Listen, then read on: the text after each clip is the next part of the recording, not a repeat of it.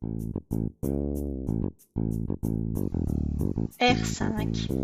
Contes et nouvelles. Les contes et les nouvelles sont des récits brefs, mais complets, même si parfois l'action se concentre sur un seul moment de crise. En général, contes et nouvelles fonctionnent selon le schéma narratif. Ce schéma se divise en 5 étapes.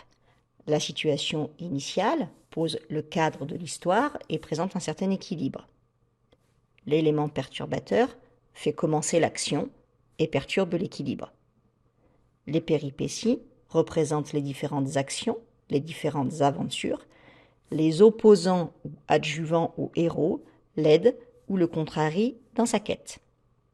Le dénouement, qu'on appelle aussi parfois élément de résolution, présente la solution. Et enfin, la situation finale montre un retour à l'équilibre. Dans le cas du conte de fées, ce retour à l'équilibre est souvent meilleur que ne l'était la situation initiale. Ce n'est pas forcément le cas dans les contes qui ne sont pas dits contes de fées ou dans les nouvelles réalistes ou fantastiques. Les contes que nous connaissons aujourd'hui grâce à Walt Disney et Pixar sont en fait des récits qui remontent au XVIIe, XVIIIe ou XIXe siècle. Par exemple, Le Petit Chaperon Rouge a d'abord été écrit par Perrault au XVIIe, puis a été modifié par les frères Grimm au XIXe. La Belle et la Bête de Madame le Prince de Beaumont date du XVIIIe siècle et La Petite Sirène d'Andersen du XIXe. Dans les contes, les personnages sont stéréotypés et définis par rapport à leur fonction, les gentils ou les méchants. Ils sont définis aussi par leurs caractéristiques. La Belle n'a pas de prénom et le Petit Chaperon Rouge se reconnaît grâce à son vêtement. Les thèmes principaux sont aussi nombreux qu'il y a de contes, mais en général, l'amour, l'aventure, la jalousie font partie des éléments qui sont développés. Les caractéristiques du conte de fées sont qu'on y retrouve de nombreux éléments merveilleux qui font appel à l'imaginaire. La quête du héros est une entreprise qui le pousse à se dépasser. L'objectif visé est bien sûr de divertir, mais dans sa version primitive, le conte doit aussi instruire. Telle est la devise du XVIIe siècle, placere et docere, placere, plaire, et docere, et instruire. Le Petit Chaperon Rouge de Perrault est ainsi suivi d'une morale.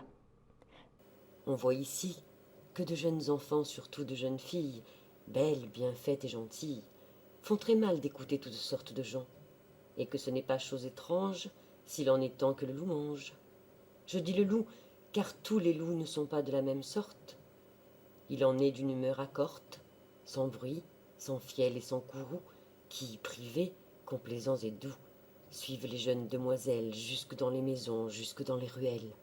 Mais hélas, qui ne sait que ces loups doucereux, de tous les loups, sont les plus dangereux. De la sorte, le récit fonctionne comme un apologue, c'est-à-dire un récit bref contenant une morale. On peut noter que parfois l'appellation conte est utilisée pour désigner les nouvelles de Maupassant.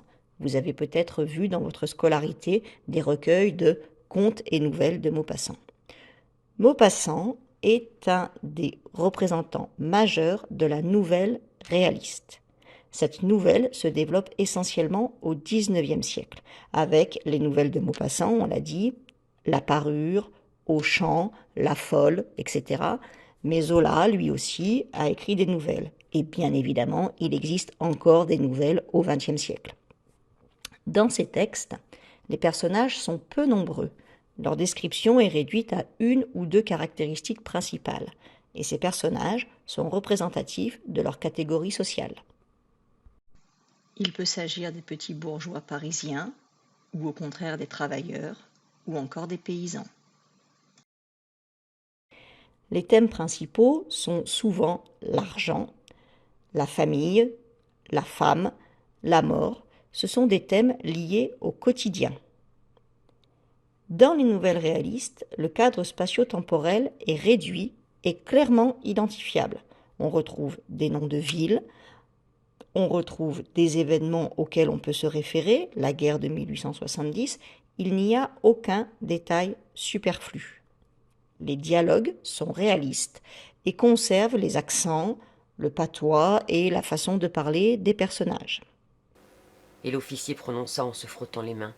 Nous ferons bien, si vous pouvez pas vous habiller toute seule et faire une petite promenade. L'objectif visé est de peindre le monde tel qu'il est, sans l'enjoliver, et aussi de dénoncer certains travers de la société. Certaines nouvelles réalistes peuvent être ironiques. C'est le cas de la nouvelle de Zola, Une victime de la réclame, par exemple, qui montre un personnage qui se laisse avoir par la publicité. Le XIXe siècle est également l'âge d'or de la nouvelle fantastique, et Maupassant, qui est connu pour ses nouvelles réalistes, a aussi écrit de nombreuses nouvelles fantastiques, le Horla étant la plus célèbre. On peut citer comme autre exemple La Vénus d'Île de Prosper Mérimée. Dans les nouvelles fantastiques, le personnage est souvent le narrateur lui-même. Il s'agit donc dans ce cas d'un narrateur interne. Ce n'est pas systématique, mais c'est assez fréquent. Or, les personnages dans les nouvelles fantastiques sont souvent dans un état particulier. Ils sont fatigués, ils sont malades, ils sont ivres, etc. Et c'est cet état particulier qui permet bien souvent l'apparition du surnaturel. Les thèmes les plus fréquents sont ceux de la mort ou des morts, des esprits, des fantômes et des revenants, et on retrouve de très nombreux éléments fantastiques. La nouvelle fantastique, pour autant, commence dans un cadre réaliste, et les phénomènes surnaturels interviennent tout à coup.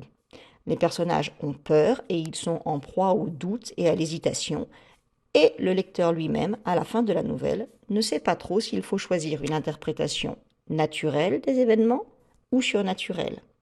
En termes d'écriture, on retrouve logiquement de très nombreux modalisateurs d'incertitude, des phrases interrogatives et exclamatives, les champs lexicaux de l'étrange et de la peur.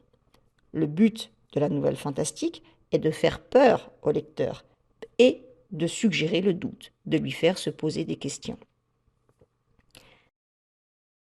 Tous les types de nouvelles ne sont bien sûr pas évoqués dans cette présentation très schématique. On peut penser à d'autres genres de nouvelles. La nouvelle policière, qui souvent suggère un crime, puis la résolution de l'enquête. La nouvelle à chute, qui propose une fin inattendue. La nouvelle de science-fiction ou d'anticipation, qui rêve le monde futur et parfois amène à réfléchir sur ses conséquences.